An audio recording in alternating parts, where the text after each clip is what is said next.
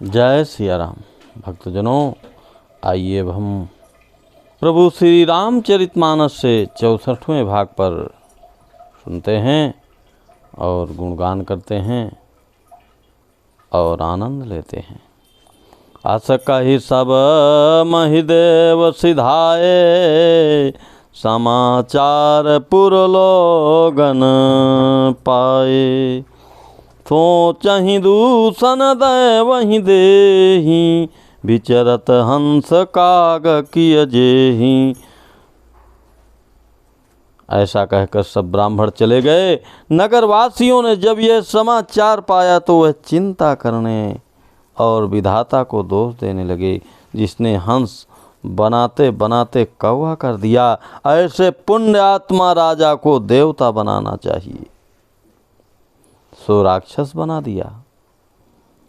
उपरोहितहि भवन पहुँचाई, असुर ताप सही खबरी जनाई। तेहि खल जहाँ तहाँ पत्र पठाई, सजी सजी सेन भूप सब बधाई। पुरोहितों को उसके घर पहुंचाकर असुर काल केतु ने कपटी तपस्वी को खबर दी। उस दुष्ट ने जहां तहां पत्र भेजे, जिससे सब बैरी राजा सेना सजा सजाकर चढ़ दौड़े। घेरनी नगर निशान बजाई, विविध भांति नित होई लड़ाई। जूझे सकल सुभट करी करनी, बंधु समेत परेऊ नपधरनी। और उन्होंने डंका बजाकर नगर को घेर लिया। नित्य प्रति अनेक प्रकार से लड़ाई होने लगी। प्रताप भानु के सब योद्धा सूरवीरों की करनी करके रण में जूझ मरे। राजा भी भाई सहित क्षेत्र सत्य के तु कुल को नहीं बाचा,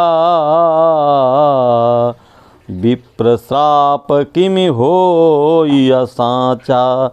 रिपुजिति सब नपनगर बसाई, निजपुर गवने जय जसु पाई। सत्यकेतु के कुल में कोई नहीं बचा। ब्राह्मणों का साप झूठा कैसे हो सकता है। शत्रु को जीत कर नगर को फिर से बसाकर सब राजा विजय और यश पाकर अपने अपने नगर को चले गए। भरद्वाज सुनु जाहि जब, होई विधाता बाम। धूरि मेरु सम जनक जम, ताहि ब्याल समदाम। याज्ञवल्क्य जी कहते हैं, हे भरद्वाज सुनो, विधाता जब जिसके विपरीत होते हैं तब उसके लिए धूल सिमेरु पर्वत के समान और भारी कुचल डालने वाली, पिता यम के समान काल रूप और रस्सी सांप के समान काट खाने वाली हो जाती है। काल पाई मुनि सुन सोई राजा, भयउ निशाचर सहित समाजा। 10 सिर तासी 20 भुज दंडा, रावण नाम वीर बरिबंदा। हे मुनि सुनो, समय पाकर वही राजा परिवार सहित रावण नामक राक्षस हुआ। उसके 10 सिर और 20 भुजाएं थीं और वह बड़ा ही प्रचंड शूरवीर था। भूप अनुज अरिमर्दन नामा, भयऊ सो कुंभकर्ण बलधाम। सचिव जो रहा धर्म रुचि जासु, भयऊ विमात्र बंधु लघुतासु। अरिमर्दन नामक जो राजा का छोटा भाई था, वह बल का धाम कुंभकर्ण हुआ। उसका जो मंत्री था, जिसका नाम धर्मरुचि था, वह रावण का सौतेला छोटा भाई हुआ।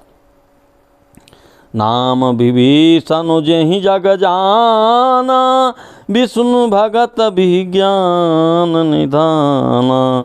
रहे जो सुत सेवक न पकेरे, भय निशाचर घूर घनेरे। उसका विभीषण नाम था जिसे सारा जगत जानता है। वह विष्णु भक्त और ज्ञान का विज्ञान का भंडार था, और जो राजा के पुत्र और सेवक थे वे सभी बड़े भयानक राक्षस हुए। काम रूप खल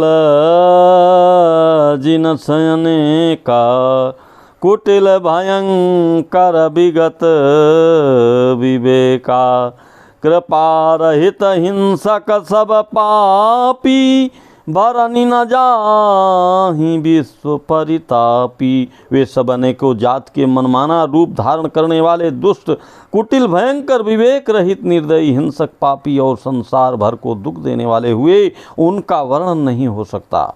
उपजे यद्यपि पुलस्य कुल पावन, अमल अनूप, तदपि महीश्वर साप बस, भये सकल अघरूप। यद्यपि वे पुलस्य ऋषि के पवित्र, निर्मल और अनुपम कुल में उत्पन्न हुए, तथापि ब्राह्मणों के शाप के कारण वह सब पाप रूप हुए। कीन्हि विविध तपतीनि भाई, परम उग्र नहीं बरनी सो जाई। गयऊ निकट तप देख विधाता, मांगहूँ वर प्रसन्न मैं ताता। तीनों भाइयों ने अनेकों प्रकार की बड़ी ही कठिन तपस्या की, जिसका वर्णन नहीं हो सकता। उनका उग्र तप देखकर ब्रह्मा जी उनके पास आए और क्या बोले, हे तात मैं प्रसन्न हूँ, वर मांगो, वर मांगो।